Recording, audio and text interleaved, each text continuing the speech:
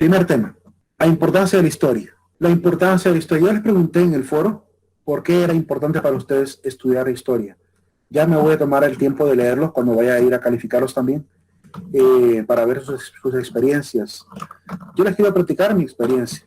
¿Qué me ha enseñado a mí la historia? ¿Por qué considero importante la historia, particularmente para mí? Y después les digo lo que dice el contenido. Particularmente, a mí la historia, lo que me ha enseñado es a comprender la especie humana.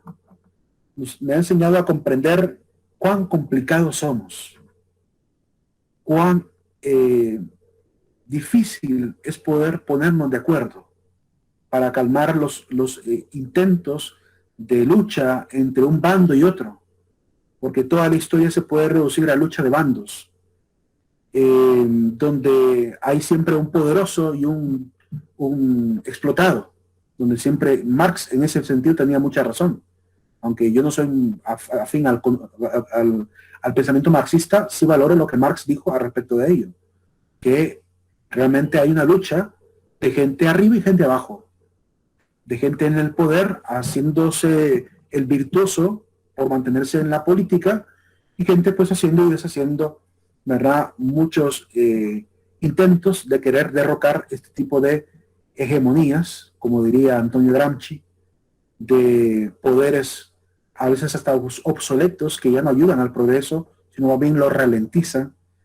Y me ha enseñado a poder tener esta visión clara de que es repetitivo. La historia, muchos ven la historia como algo lineal, yo lo veo como algo cíclico, porque llega un régimen, se cae, vuelve a renacer un nuevo régimen, se cae y sigue en ese vaivén. Y todo por la lucha y el afán de la gente. He aprendido a lo largo de la historia que el hombre es demasiado ambicioso. He aprendido a lo largo de la historia que somos también muy débiles para poder defender lo justo, para poder hacer el levantamiento ciudadano necesario para evitar los conflictos, para parar los conflictos y deponer a los que están funcionando mal en la sociedad. Me ha mantenido despierto. La historia por lo menos me ha dado esta visión de cambiar la forma de ver la vida y de poder entender que, como todo se vuelve a repetir, estamos viviendo una época que ya hemos vivido antes. Lo que está pasando ahorita en Honduras, ya se vivió en Honduras alrededor del año 1939 hasta 1955 más o menos. Es decir, una época donde empezó a sentirse el aire, a sentirse los vientos de una dictadura. Estamos viéndolo nuevamente. Yo no viví esa época, pero me basta haber leído la historia para casi haberla vivido y sentir quizá la impotencia de la gente de no poder liberarse de un hombre que se quedó 16 años en el poder. Por culpa de gente que le rodeaba también, que no es culpa solamente del líder, es culpa de la gente que rodea al líder. Entonces, esta enseñanza de la historia me ha dejado claro que mientras la humanidad no logre despertar y la sociedad no despierte, de que quien tiene la fuerza y el poder no es el que está arriba, sino el pueblo que lo puso ahí, no va a cambiar. Es decir, seguirá siendo lo mismo. Mientras la gente no comprende el poder que tiene en sus manos para cambiar la historia, porque he aprendido también a lo largo de la historia que han habido momentos en los cuales, a veces con mucho dolor, pero a veces también con mucha astucia, se ha podido lograr el éxito de cambiar regímenes que han mantenido a la sociedad prácticamente en la miseria, en la pobreza, en la angustia. Y esto es lo que realmente me ha enseñado en gran medida la historia. Y también me ha dado esperanza. La historia me da esperanza porque me enseña de que no hay nada que dure demasiado tiempo. Han caído imperios enteros que pasaron milenios intentando quedarse por la eternidad en el poder. Hijos de hijos de hijos quedándose en el poder y todos cayeron, desaparecieron, fueron erradicados. Ya nadie habla del imperio babilónico, nadie habla del imperio persa, nadie habla del imperio romano. Ya no existen, desaparecieron todos esos linajes que mantuvieron el poder. Y la humanidad empezó a entender que el poder puede estar también en el resto de los ciudadanos. Y veo con mucha esperanza que quizá la humanidad vaya aprendiendo poco a poco, lento, pero poco a poco, para que en el día de mañana, ¿verdad?, quizá la humanidad sea lo que a veces tan utópicamente soñamos, que es una sociedad verdaderamente hermanada, fraternizada, donde todos realmente nos tendamos la mano en solidaridad, no solamente en momentos de angustia, sino cada vez que alguien se queda atrás y de alguna manera poder salir adelante en medio de las circunstancias. La historia me ha ayudado a mantener esta visión clara de hacia dónde va la humanidad. Claro que también tengo otra visión y te quiero platicárselas también. Tengo la visión del cristianismo, tengo la visión de la historia del cristianismo, la historia de la visión cristiana que ha enseñado que todo lo que va a ocurrir, aunque queramos verlo con algo de desesperanza, no va a ir por buen camino. Es decir, que está desde el punto de vista del cristianismo anunciado, desde el punto de vista de lo profético, que vendrán desgracias, mayores guerras, mayores catástrofes, y por tanto que hay que estar listos y preparados para la tribulación. Esa es la historia cristiana. Yo he visto siempre ambas líneas, la historia del poder temporal, pero también la historia del poder eclesial, del poder celestial, diría, el poder religioso, donde puedo ver, obviamente, dos líneas de la misma historia humana, ¿verdad? Y en una hay, pues quizá la esperanza de que el progreso humano nos lleve realmente por buenos caminos, y en la otra, pues, está la desesperanza de que la humanidad no va a cambiar sino hasta que venga el reino de Dios. Por lo cual, tenemos dos visiones, pero aquí nos compete ver más la de carácter político. No significa que no vaya a hablar de repente de algo referente a la historia de la iglesia, porque cuando veamos la Edad Media, como mencioné, veremos la función de la iglesia durante la colonia, para que tengamos claridad también histórica de qué pasó con la iglesia, si es cierto todo lo que cuentan de ella. Entonces es importante también tener claridad histórica, por lo cual lo vamos a hablar. Pero sí necesitamos tener convicción de que hay al menos muchas perspectivas de lo que va a pasar en el futuro con respecto a la historia. Unas muy entusiastas, otras muy ilusas, otras demasiado utópicas, ¿verdad? Y algunas bastante objetivas que intentamos ir cimentando en medio de la educación, en medio también de la cultura. Y eso es lo que tratamos de hacer a través de la academia, formar la cultura para que la historia vaya cambiando por buenas veredas, por buenos caminos. Pero nunca sabemos a dónde va a llegar el espíritu humano. Nadie se imaginaba en la Segunda Guerra Mundial que un hombre tan chiquitito, que era un cabo de la Primera Guerra Mundial, y que iba a escalar tan alto en Europa que generaría la guerra mundial. Un Hitler. Adolf Hitler era un cabo, chaparrito, probablemente hijo de judíos, o descendiente de judíos al menos. Y este hombrecito puso en jaque a toda Europa. Un solo hombre, con su ideología, lo que es capaz de ser la ideología.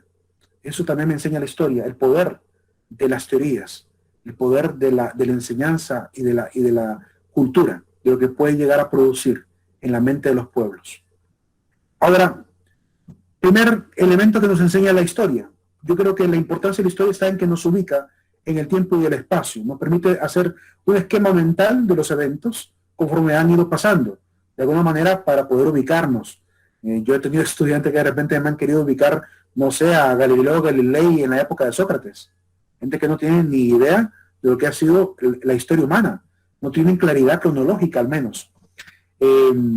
Hay gente que incluso, yo he tenido estudiantes que llegan a nivel universitario, ¿verdad? Y creo que es un déficit de la educación previa, no culpa del estudiante, sino culpa de la educación previa, que llegan incluso a preguntarme en etapa ya universitaria, que me dicen, Lick, ¿y por qué los años antes de Cristo se cuentan al revés? Es decir, preguntas como esas. Yo con gusto les respondo y les aclaro que es por el hecho de que el punto de partida de la historia después de Cristo fue el nacimiento de Cristo. Mal calculado, pero fue el nacimiento de Cristo. Y como la historia antes no se puede respaldar porque no se sabe el principio, se respalda conforme se ha ido observando hacia atrás, por lo cual se va marcando los años en reversa. Y por eso forman años negativos. Pero poca gente comprende a veces eso. Y es asombroso llegar a niveles universitarios con ese conocimiento tan básico que a veces hace falta, ¿verdad? Una segunda importancia del por qué la historia es importante es que nos ayuda a comprender los orígenes de la cultura humana a través de la clasificación en periodos para mejorar la misma cultura. La intención es mejorar la cultura. Desgraciadamente, como ya hay una frase muy popular que pertenece a Napoleón Bonaparte, a él se le adjudica, que dice, y que incluso esa frase se hizo muy popular cuando salió esta famosa telenovela llamada El patrón del mal, la de Pablo Emilio Escobar Gaviria, que es la frase inicial de cada capítulo, que dice que quien no conoce su historia está condenado a repetirla. Eso es lo que nos enseña cuando alguien no conoce historia, lo que termina haciendo es volver a vivir eventos que ya se han tenido. Por eso los hondureños estamos volviendo a sentir aires nuevamente de dictadura, porque poca gente sabe lo que pasó quizás realmente en la época de Carías y no se da cuenta que están siguiendo el mismo manual, el mismísimo manual, modificando constitución al gusto para hacerse reelegir, jugando con la demagogia, con el populismo para poder quedarse más tiempo, buscando el proteccionismo de Estados Unidos. Siguen repitiendo el mismo manual para mantenerse en una dictadura. Todavía por la pandemia quizá o por esta situación de los huracanes no ha habido oportunidad para que empiecen. Pero yo realmente no me asombraría si el día de mañana saliera nuevamente un grupito pidiéndole a Juan Orlando volverse a reelegir. No lo dudaría que puede volver a ocurrir. Porque ya ha ocurrido antes.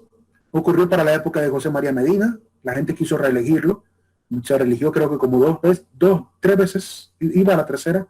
Ya hubo muchas veces en que alguien se reelige. Juan Lindo también se religió 2 veces, ¿verdad? Y Carías Andino las 4 veces. Es decir, que dictaduras hemos tenido bastantes, donde la gente se reelige creyendo que son los únicos salvadores de la patria, los únicos que pueden tomar las decisiones. Y la gente cree que esos son los únicos que pueden realmente dirigir pues el horizonte de esta barca que llamamos Honduras. Entonces, estamos para mejorar la cultura, no para empeorarla, pero para eso hay que comprender la historia. Tercera importancia de la historia, nos permite visualizar la evolución del hombre y su sociedad. Solamente ver los hechos, sino cómo la sociedad misma ha ido cambiando, cómo la cultura también ha ido cambiando a lo largo de la historia, desde las armas, herramientas, vestimentas, modos, costumbres, lenguas, todo eso conforma prácticamente la historia. 4, nos garantiza cierta objetividad, porque una vez que hemos leído historia y nos hemos formado en historia, podemos ser un poquito más objetivos al ver los eventos sociales. Y a veces nos toca jugar el papel de profeta de la calamidad. Le llamo profeta de la calamidad, bueno, realmente la frase no es mía, sino que la frase es de Juan 23. Él decía que los profetas de la calamidad son aquellos que ven solamente desgracia en el futuro. Pues a veces toca que hablar de desgracias, quizá si no para asustar, por lo menos para advertir que eso puede llegar a ocurrir. Por lo menos para decir, estamos viviendo los mismos síntomas, y como un buen médico en la historia, ¿verdad? Como un buen médico que diagnostica objetivamente a partir de los signos vitales de la vida, pues también los signos vitales de la sociedad nos pueden ayudar a diagnosticar lo que puede pasar a futuro con el cuerpo que llamamos sociedad. Por esa razón, el historiador juega este papel. A veces de ser el crítico, casi el sociólogo a veces, también los sociólogos hacen su papel crítico, algunos antropólogos también lo hacen, ¿verdad? Ese papel crítico para llamar a la sociedad a poner antenas paradas, ¿verdad? Para poder tomar buena sintonía de los eventos y poder tomar buenas decisiones. Así que la comprensión de las causas y las consecuencias nos ayudarán a tener esta previsión. Si podemos saber cuáles son las causas, podemos adivinar cuáles son las consecuencias. 5. Nos sirve para base, ¿verdad? Como reflexión para la vida, para esta reflexión ética. Nuestra historia está llena de hombres que la historia ha terminado retratándolos como hombres con grandes virtudes, con proezas. Aquí veremos ambas partes. Veremos el lado humano de cada uno de ellos, pero también miraremos el lado un poco utópico, que es necesario también ver, que la historia ha intentado también, una etapa de la historia en la cual se ha redactado la historia de una forma muy romántica, donde le colocaban no lo negativo nunca a una persona, sino siempre lo positivo, aunque fuera dictador.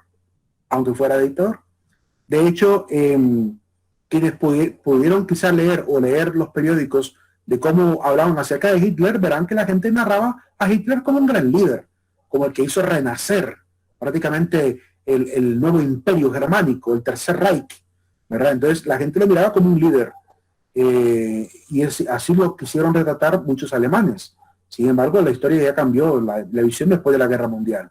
Si él no hubiera invadido lugares, si no hubiera invadido y solo se hubiera dedicado al progreso local, quizá habría pasado a la historia como un gran líder. Pues estos próceres tienen su lado amable, su lado utópico, su lado legendario, y vamos a tratar de ver los ideales también de cada uno de ellos. Específicamente nos vamos a detener en José de Silva del Valle y Francisco Morazán. De Cabañas mencionaremos al menos algunas frases de él, del padre Reyes, un dato curioso acerca de la vida del padre Reyes, de Dionisio Herrera, lo que él hizo durante su gobierno. De la Empira miraremos pues lo que dice la historia acerca de la Empira, porque hay gente que cree que la Empira no existió. Sin embargo, tenemos al menos como mínimo, de la fuente que yo conozco, 3 fuentes históricas, que son el testimonio del padre Cristóbal, mejor dicho, del monseñor Cristóbal de Pedraza, que da su versión de lo que ocurrió con la Empira, el testimonio de Rodrigo Ruiz, que fue un soldado que dice haber matado él a la Empira, el testimonio del cronista español Antonio de Herrera y Tordesillas, que nos habla de la Empira, nos dice hasta de qué estatura era, nos dice de qué tipo de condición corporal era, cuántas mujeres tenía, todo eso nos platica acerca de la Empira.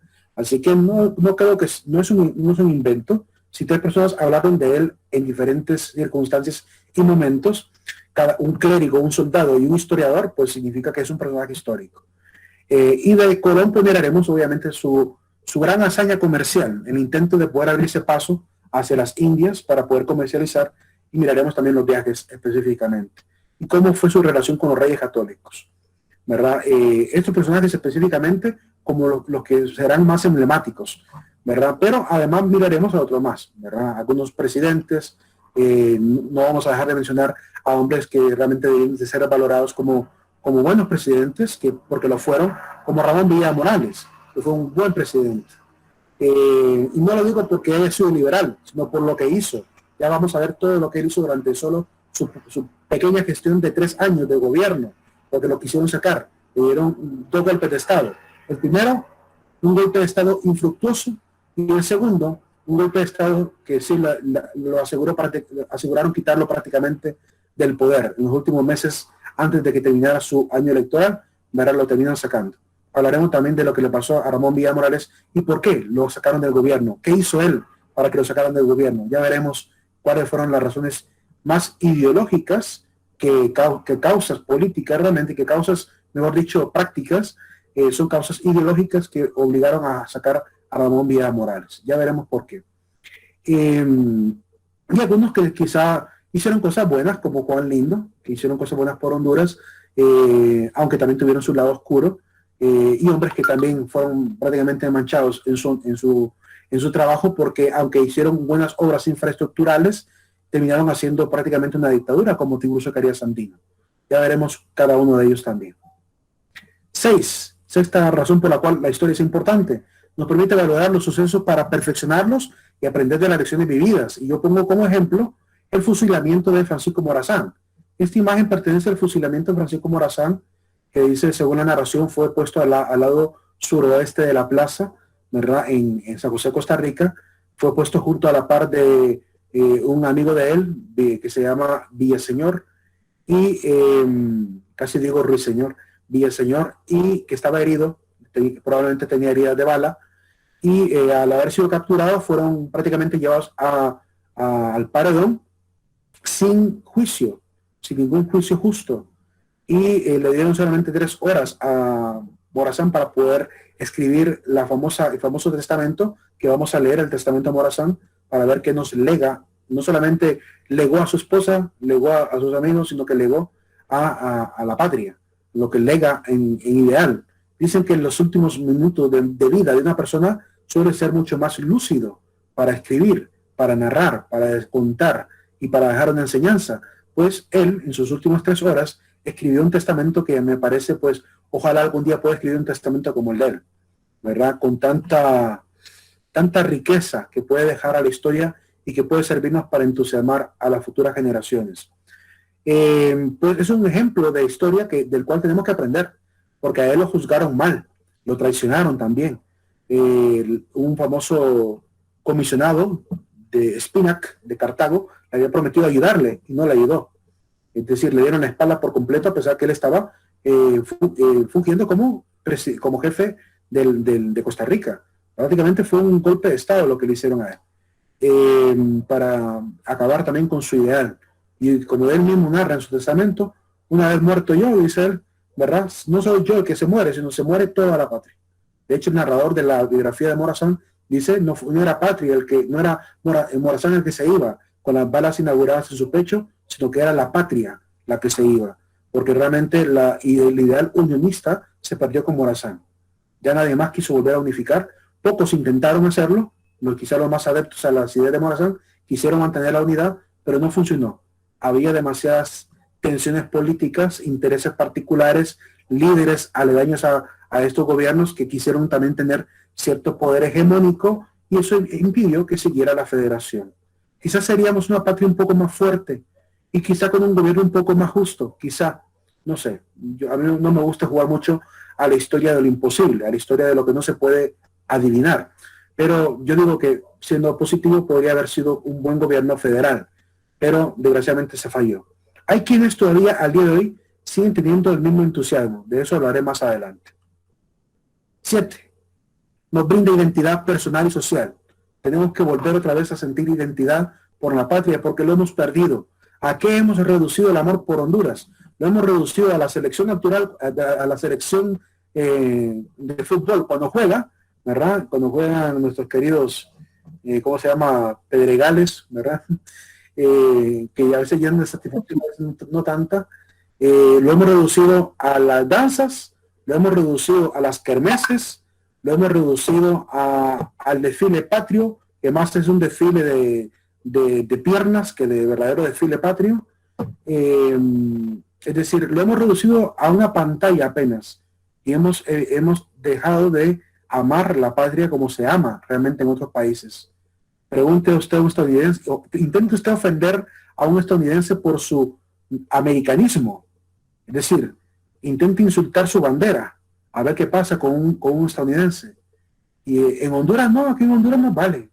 Aquí los mismos hondureños en Honduras a veces han manchado la bandera y hasta la han quemado, ¿verdad? Es decir, que hemos cometido el grave error de olvidar lo que simbolizan estos signos, estos símbolos, valga la redundancia, y hemos perdido el ideal, lo estamos perdiendo.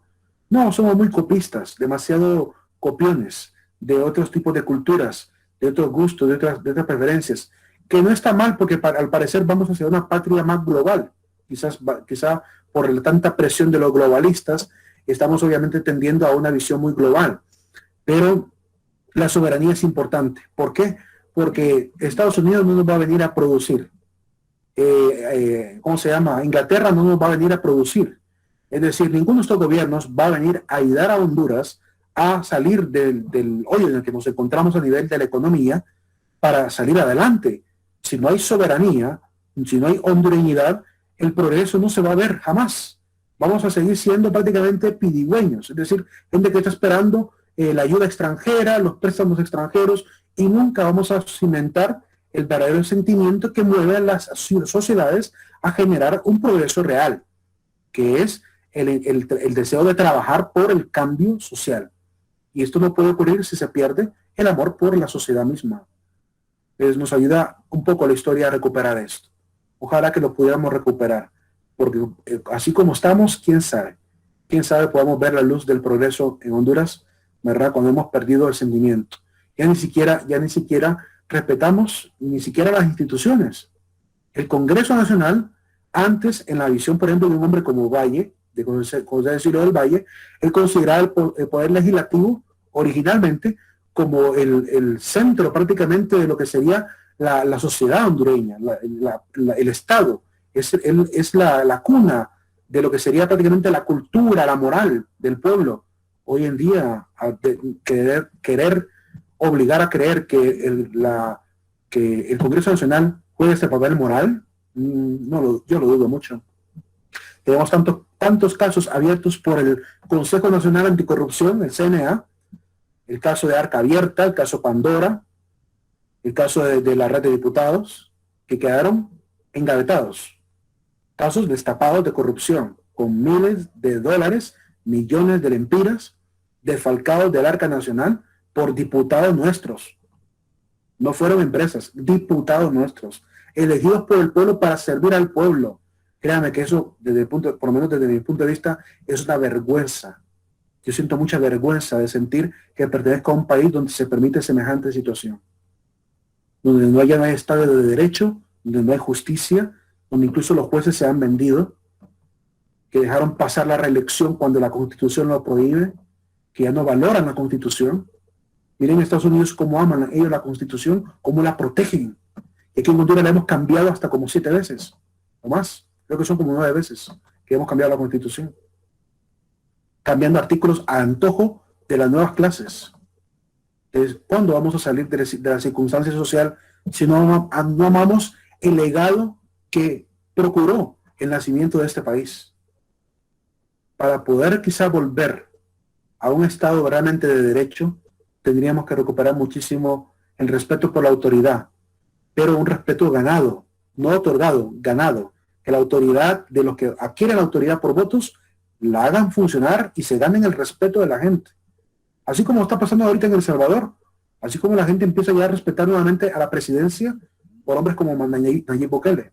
Necesitamos alguien así, que empiece a devolverle a las instituciones el respeto que tenían y que por culpa de los abusivos de estos mezquinos que no consideran para nada el servicio de la patria como una honra, sino más bien lo ocupan como un trampolín para hacerse y enriquecerse y ser los siguientes magnates de este país, ¿verdad? Es enfermizo realmente el sistema político como está hoy en día. Necesitamos a alguien que realmente haga renacer este sentimiento patriótico. Mire lo primero que hizo Nayib Bukele apenas fue electo en El Salvador.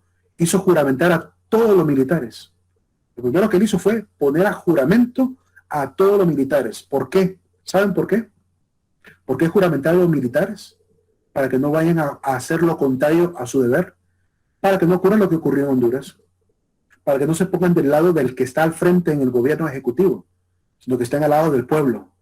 Para que estén al lado del servicio. Porque esa es la naturaleza de la policía, de la fuerza militar. Defender a la gente, no ponerse a apalear gente, como ha pasado en este país. Entonces hemos perdido, como digo, la hondureñidad, la identidad, los valores, todo lo que genera realmente el sentimiento patriótico que necesitamos para seguir adelante como nación. Y por eso las futuras generaciones, los chicos que vienen hoy detrás de nosotros, no les interesa nada. No les interesa nada, ni de lo cívico, no les interesa absolutamente nada de lo moral, no les interesa absolutamente nada de lo cultural. Se aburren, no encuentran el entusiasmo. Ya no son como las generaciones de antes que amábamos el conocimiento cívico. Y no nos daba ningún problema asistir a una clase de cívica. Nos parecía una clase regalada, asistir a una clase como cívica. Hoy lo ven como una cruz llevada a cuestas, ¿verdad? Una clase que enseña valores, una clase que enseña patriotismo, civismo. Se ve como una cruz a cuestas hoy en día. Una clase de ética hoy en día se ve como cruz a cuestas también, porque nos cuesta realmente retornar a lo que realmente nos fundamenta como patria. 8. Aquí quiero citar a mi maestro, a Juan Ramón Martínez. Esta es la definición que él nos daba de historia. La primera definición que recuerdo de él dice que la historia es el aprendizaje del pasado para comprender nuestro presente y perfeccionar el futuro. Ese es el escritor de la obra de La fuerza del desacuerdo. Si no entendemos que la historia está para esto, para poder comprender dónde estamos parados, como dice History Channel, sabes tú dónde estás parado.